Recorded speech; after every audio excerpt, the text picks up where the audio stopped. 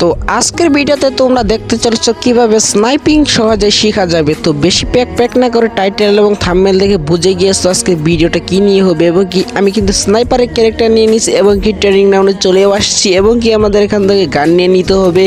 তো আমি কিন্তু এখান থেকে যাওয়ার পর ডাবল স্নাইপার নিয়ে নিই এবং কি স্নাইপার ওয়াইটা নিয়ে গিয়ে এখান থেকে তোমাদেরকে দেখাই যে তোমরা প্রথমে ডাবল স্নাইপার দিয়ে কিভাবে স্কোপিং করে শিখবা, ঠিক আছে।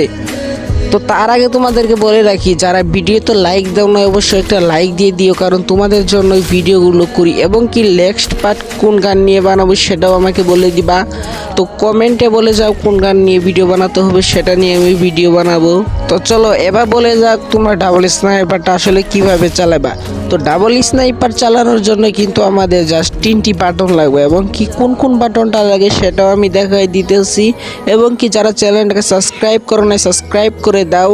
তো প্রথমে আছে আমাদের ফায়ার বাটন, আর দ্বিতীয় নম্বরে যেটা আছে সেইটা হচ্ছে আমাদের স্কোপ বাটন, আর তৃতীয় নম্বরে যেটা আছে সেইটা হচ্ছে আমাদের গান চেঞ্জ করার এই বাটনটা। তো এই বাটনটার কাজ কিন্তু হচ্ছে গান চেঞ্জ করা, মানে এইভাবে মানে চালু গানটা চেঞ্জ করার জন্য সেই বাটনটা কিন্তু রাখা হয়েছে আমাদের মাঝে।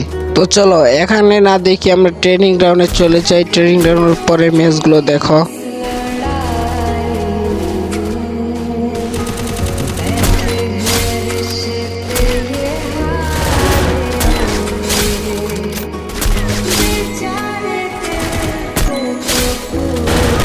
Double kill.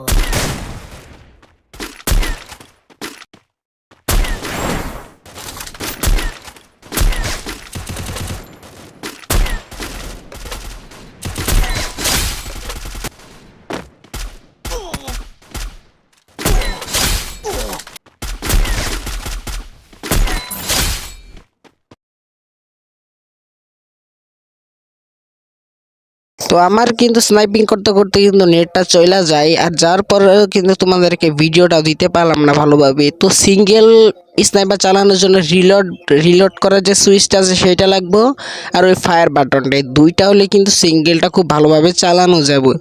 ঠিক আছে, তুমি কিন্তু এইভাবে ট্রাই করবা 5 থেকে 6 দিন, তাহলে কিন্তু শিখে যাবা। আর নেক্সট পার্ট কোন গান নিয়ে বানাবো সেটাও কিন্তু কমেন্টে বলে যাবা।